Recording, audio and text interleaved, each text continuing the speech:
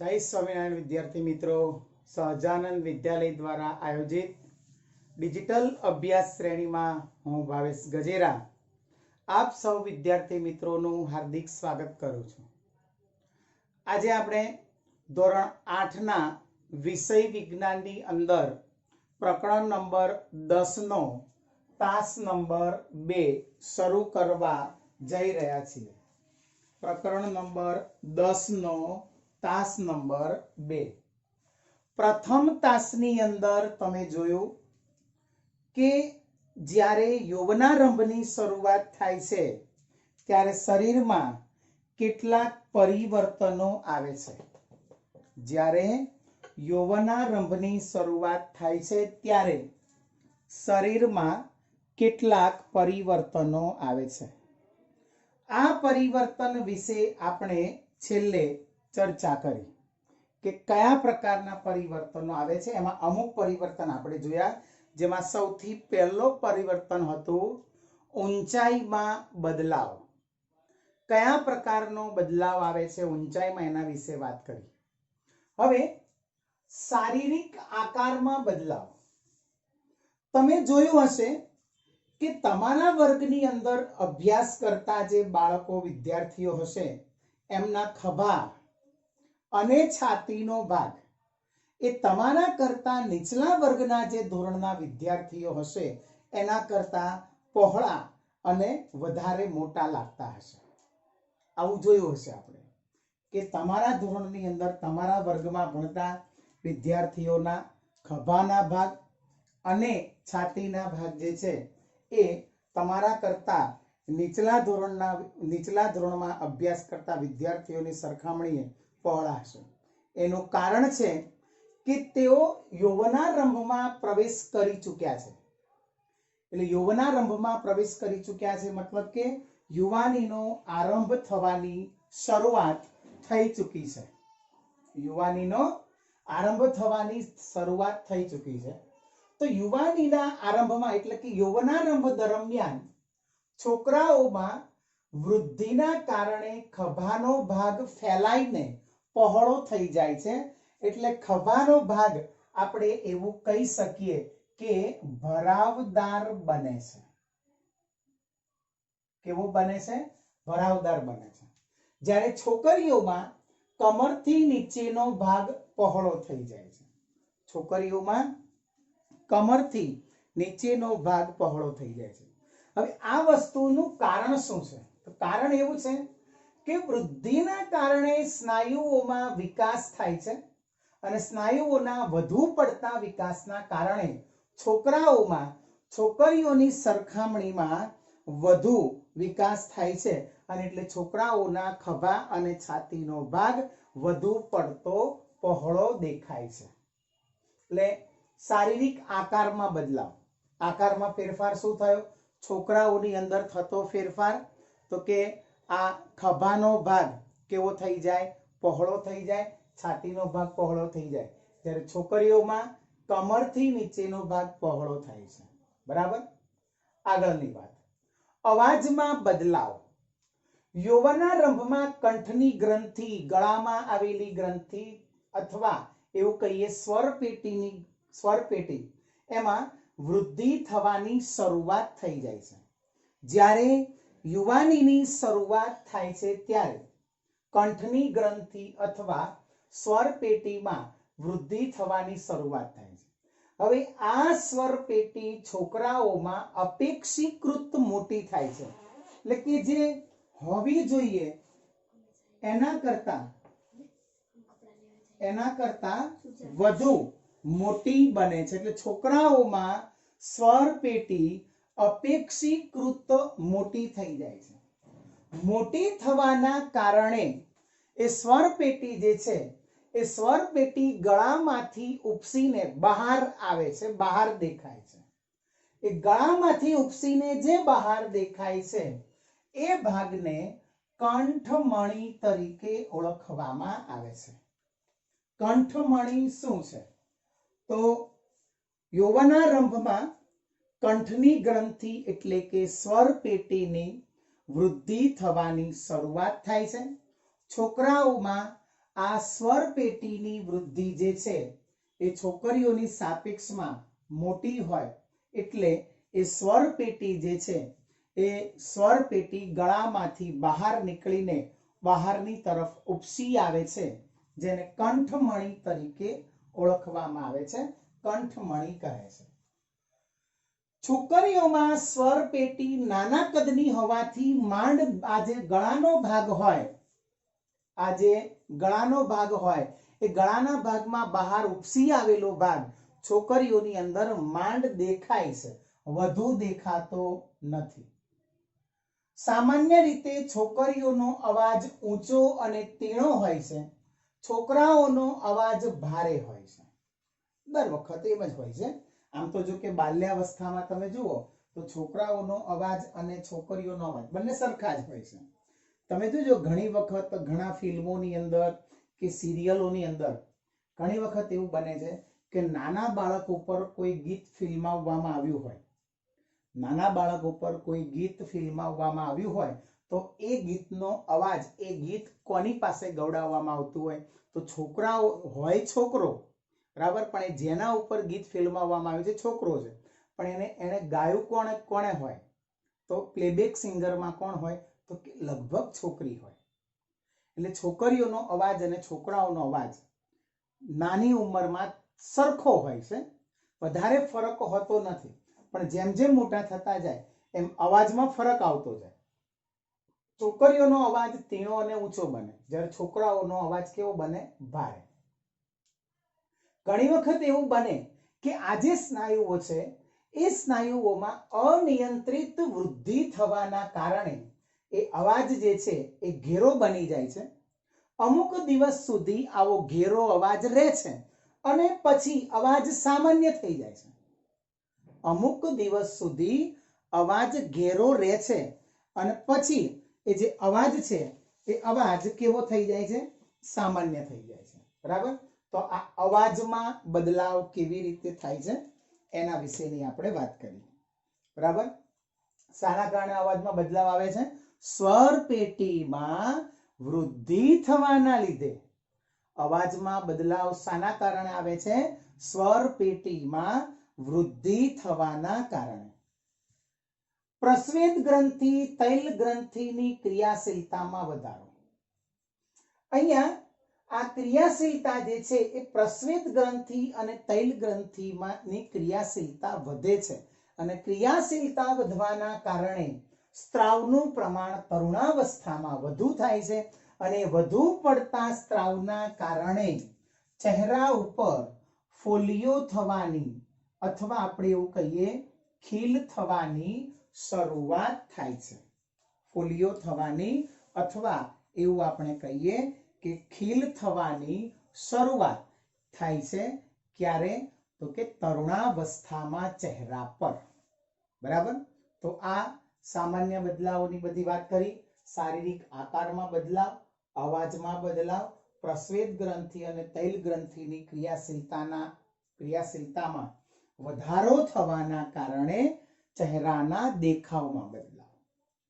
પ્રજનન અંગોનો વિકાસ.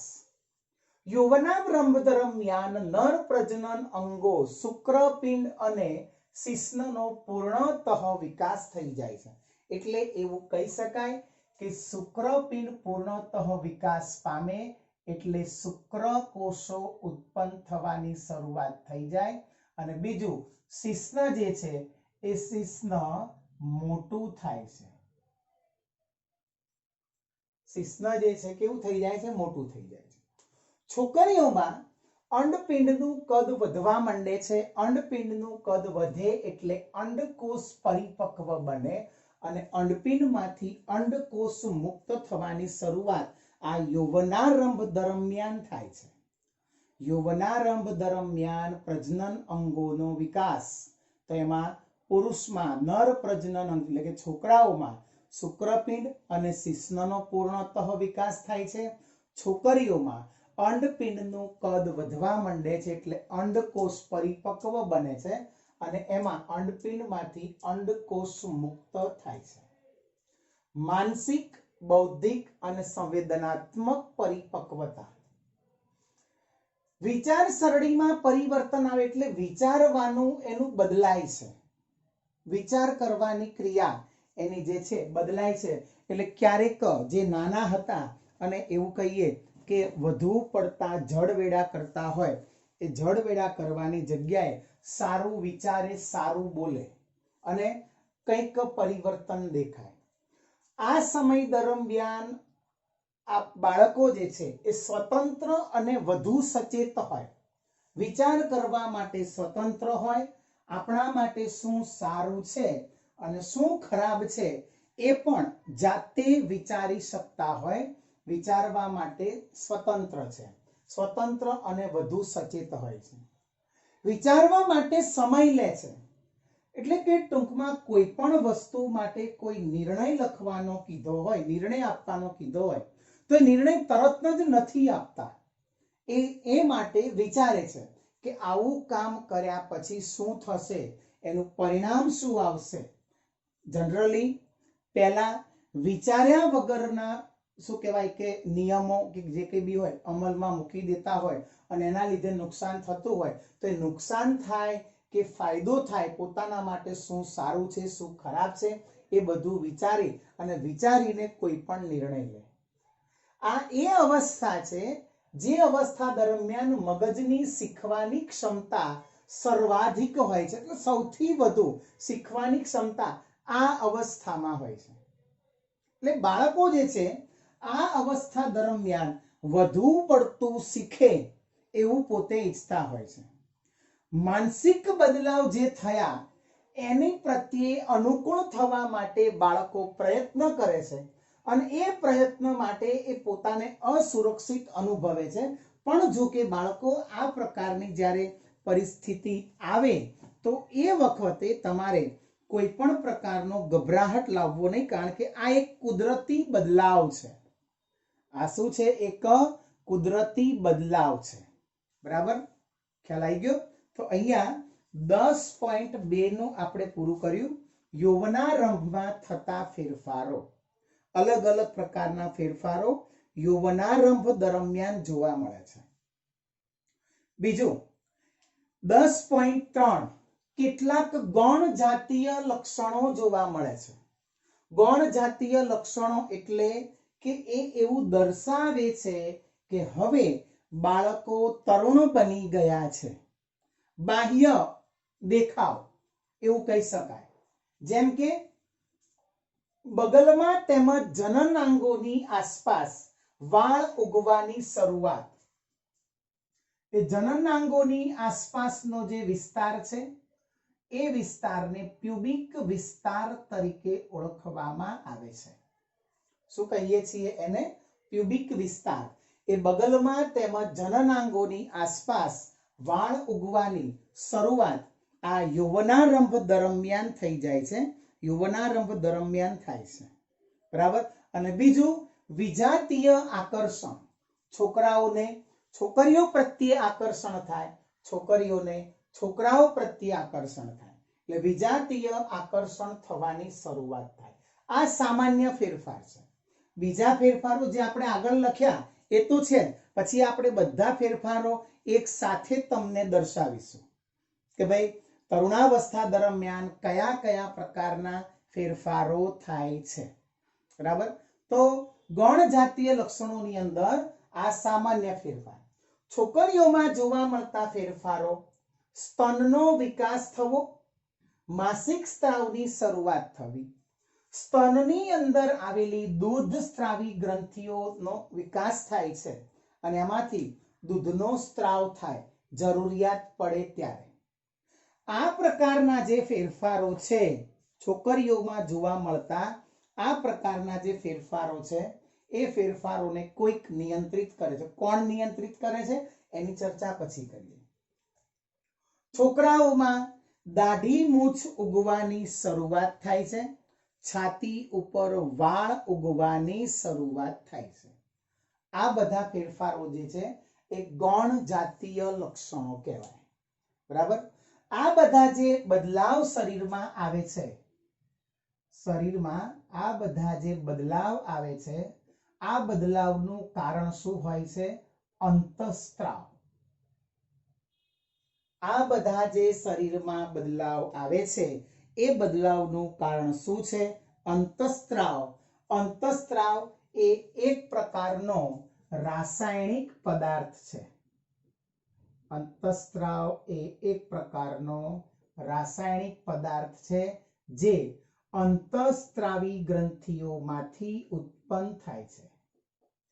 ક્યાંથી ઉત્પન્ન થાય છે? અંતઃસ્ત્રાવી ગ્રંથિઓમાંથી.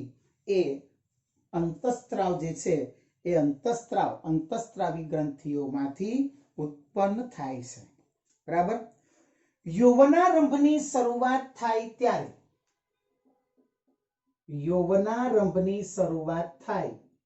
ત્યારે છોકરાઓમાં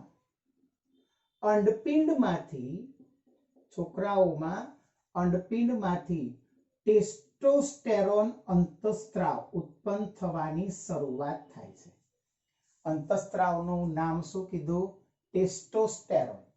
ટેસ્ટોસ્ટેરોન અંતઃસ્ત્રાવ ઉત્પન્ન થવાની શરૂઆત થાય છે અને આ અંતઃસ્ત્રાવની અસર હેઠળ આ બધા લક્ષણો જોવા મળે છે. આ અંતઃસ્ત્રાવને આપણે કહીશું નર જાતીય અંતઃસ્ત્રાવ.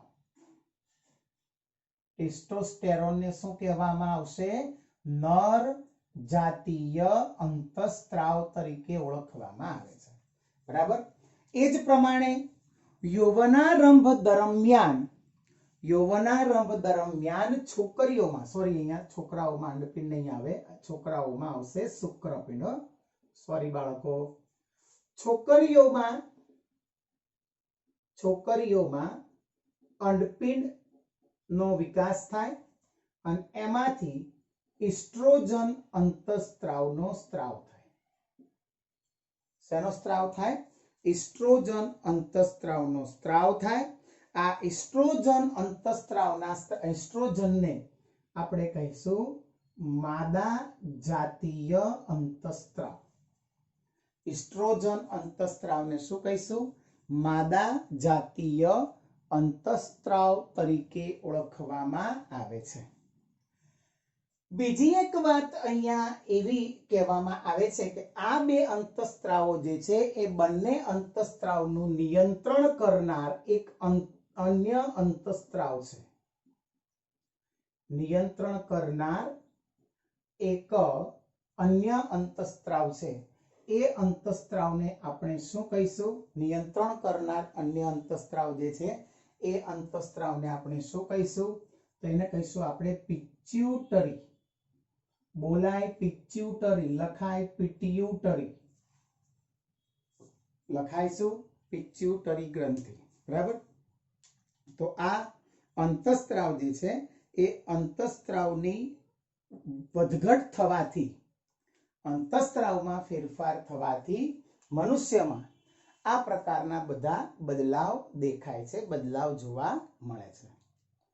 તો વિદ્યાર્થી મિત્રો, આજના આપણા આ તાસ નંબર 2 ને અહીંયા વિરામ આપીએ છીએ. નવો વિડીયો અપલોડ કરીએ ત્યાં સુધી સૌ વિદ્યાર્થી મિત્રોને જય સ્વામિનારાયણ.